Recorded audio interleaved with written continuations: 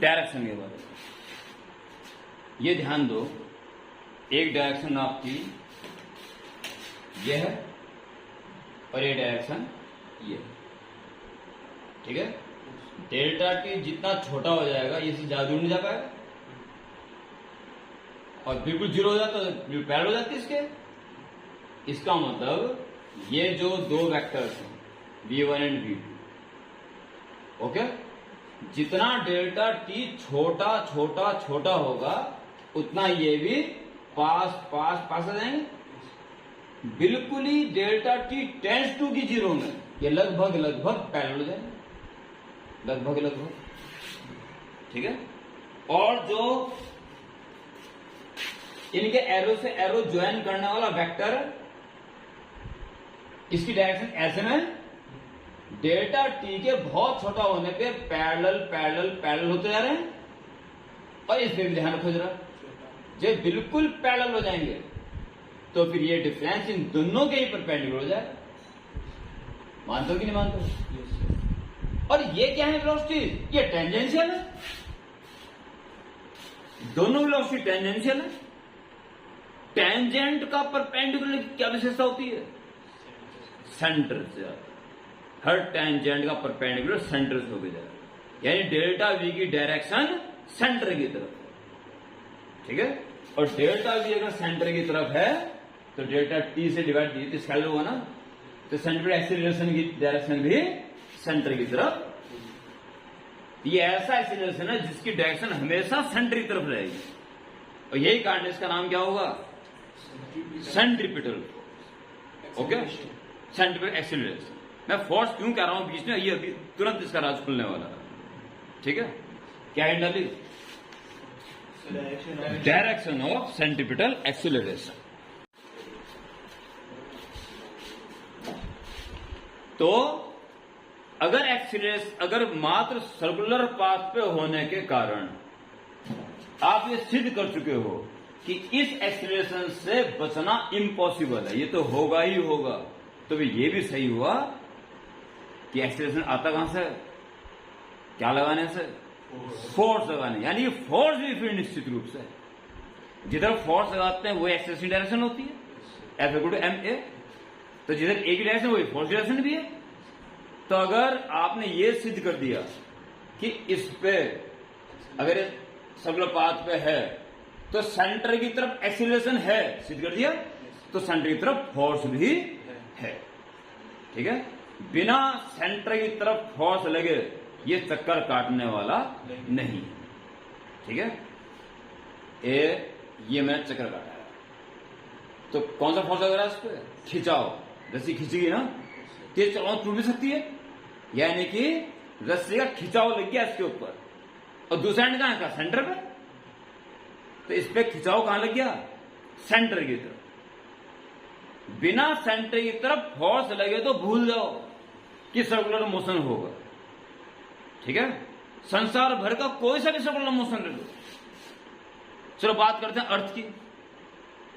अर्थ सन के चारों तरफ सर्कुलर मोशन एक्वायर कर रही है। तो बिना आज की डेट में, जो आज का ऐतिहासिक दिन ये है, हिस्टोरिकल डे है आज का तुम्हारे लिए, कि अगर कहीं पे भी सर्कुलर मोशन है तो समझो उस बॉडी पे सेंटर की तरफ फोर्स लग रहा है, हर हाल में लग रहा है, ठीक है जी। इस समय डोरी में जो टेंशन आई है वो लग रहा है, जिसकी डायरेक्शन हमेशा सेंटर की तरफ है, बॉडी से सेंटर की खिंचा हुआ है। बात करते हैं धरती माता की, तो धरती किसके चारों तरफ चक्कर काट रही है? सन के, यानी सन सेंटर पे। धरती को सन क्या कर रहा है? खींच रहा है। इस कौन से फोर्स से? अब तो क्या पढ़ा था? ग्रेविटेशनल फोर्स, ठीक है। आज आपने क्या पढ़ा? वो ग्रेविटेशनल फोर्स किसका काम कर रहा है? सेंट्रीपिटल फोर्स का काम कर रहा है, ठीक है। अगर वो ना खींचता तो इस सर्कुलर मोशन संभव नहीं था। आज ये चीज भेजे के हर कोने में डाल लो, जहां कहीं भी सर्कुलर मोशन हो रहा है उस पे सेंटर की तरफ बिना फोर्स लगाए तो सर्कुलर मोशन हो ही नहीं सकता, ठीक है। चांद किस चारों तरफ चक्कर काट रहा है? अर्थ के। क्यों?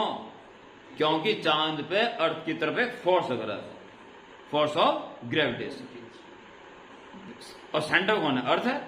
यानी मून का अगर सेंटर की तरफ फोर्स ना लगता तो वो चक्कर काटने वाला नहीं था। एक एटम के अंदर की बात करो, न्यूक्लियस सेंटर में इलेक्ट्रॉन चक्कर काट रहा है, पर सर्कुलर मोशन तो बिना सेंटर तो लगे फोर्स के संभव ही नहीं है।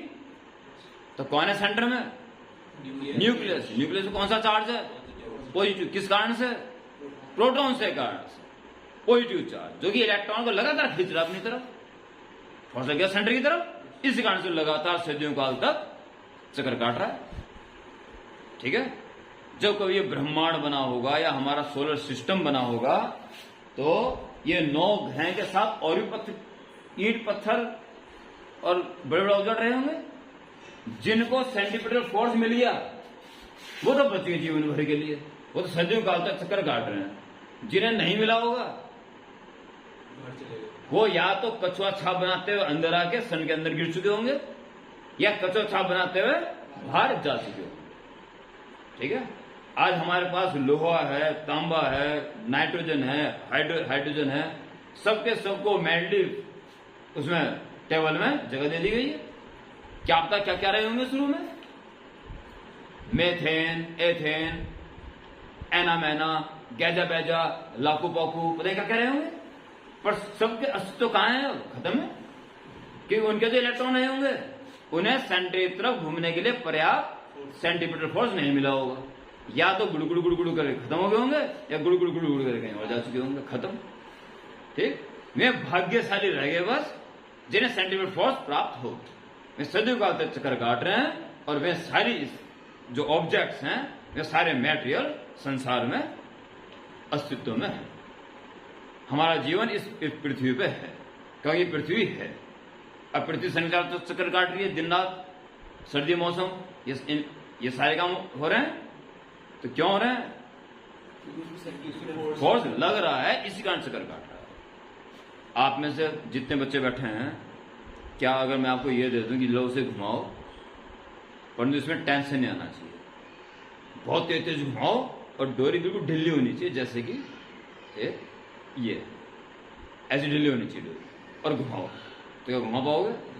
नहीं घुमा पाओगे। तो घुमाओगे तो उसको टाइट होना ही पड़ेगा। ये इस बात का प्रमाण है कि फोर्स लगेगा सेंटर की तरफ तभी घूमना संभव होगा। ठीक है। और अंतिम रूप से हम जा रहे हैं गाड़ी में, मैं बोल जाता हूं, हम जा रहे हैं एक गाड़ी में,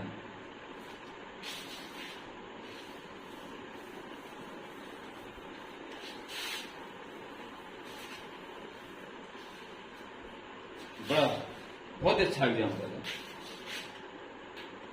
हम जा रहे हैं गाड़ी में, आगे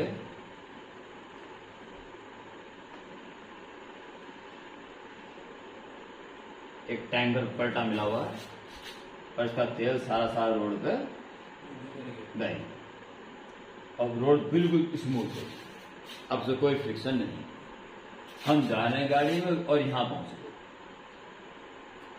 पता नहीं चला कि आगे तेल पड़ा और लोगों ने चिल्लाया रोक दो रोक दो रोक दो, स्टॉप स्टॉप स्टॉप। हमने ध्यान नहीं दिया, और जब ध्यान दिया तब तक हमारी गाड़ी उस तेल में आ चुकी थी। हमने उनको देख के ब्रेक तो मार दिए, पहियों ने घूमना तो रोक दिया, पर गाड़ी तो फिक्सिंग के मारे रुकती है ना, तो पहिए तो रुक गए पर फिसली जा रही है। ठीक है। और ये काफी दूरी तक तेल पड़ा हुआ, हमने ब्रेक मार दिए तभी फिसली जा रही है। हम हैंडल को यूं घुमाते भी तो पहिया तो घूम जाएगा यूं, पर गाड़ी नहीं घूमी, गाड़ी सीधी चलती रहेगी ऊपर। घुमाने का कारण भी कौन था? फ्रिक्शन ही था, और रुकने का कारण भी फ्रिक्शन ही था। फ्रिक्शन है नहीं, से तेल गिरा पड़ा। अब हम सब चिल्ला पड़े बचाओ बचाओ बचाओ। अब तो वो चिल्ला रहे थे रुक जाओ रुक जाओ रुक जाओ, अब हम कह रहे हैं बचाओ बचाओ बचाओ। तो क्या करेंगे कि गाड़ी में रस्सा रखा होगा, रस्से का एक एंड हम गाड़ी से बांध देंगे कहीं पे भी सीट उट से अच्छी तरह से, और दूसरे एंड में कुंडा फंसा के इधर कोई चीज फिस जाए तो वहां फेंक देंगे, तो हमारी गाड़ी बन जाएगी उससे और हम बच जाएंगे। ठीक है। तो देख रहे हैं कोई इतना कोई पेड़ या कोई खंबा आ गया, ये आ गया कोई खंबा, और हमें डोरी एक फेंक दी और एक खांचे फंस गई, और यहां इसके बहुत सारे टर्न्स हैं, और दूसरा एंड गाड़ी से बंधा हुआ है, फंस गया पर। अब गाड़ी हमारी चली जा रही है और इसके ये जो फेर हैं ट्रंक, ये खुलते जा रहे हैं। तो डोरी क्या है, ढीली है कि टाइट हो चुकी है? ढीली है तो गाड़ी सीधी जा रही है, ठीक है। जबकि सारे फेरे खुल जाएंगे और टाइट हो जाएगी, डोरी बिल्कुल टाइट होगी यहां तक आते आते, अब गाड़ी घूम जाएगी, ठीक है। ये इतना प्यारा एग्जाम्पल है कि सेंटर की तरह जब तक ये डोरी टाइट नहीं होने की, एक फोर्स नहीं लगाने की, तब तक सर्कुलर मोशन संभव नहीं। अब घूमेगी, ठीक है। आज यहां से जाने से पहले भेजने की बात तो डाल लो। अगर सर्कुलर मोशन है, ये आगे तक काम आएगा, 12th के एंड आगे तक भी जब भी कुछ अच्छा पढ़ोगे तो ये चीज काम आएगी। जब कभी भी सर्कुलर मोशन हो रहा हो तो बिना किसके संभव नहीं है? सेंट्रीपिटल फोर्स के बिना संभव नहीं। और उसकी डायरेक्शन कहां होगी?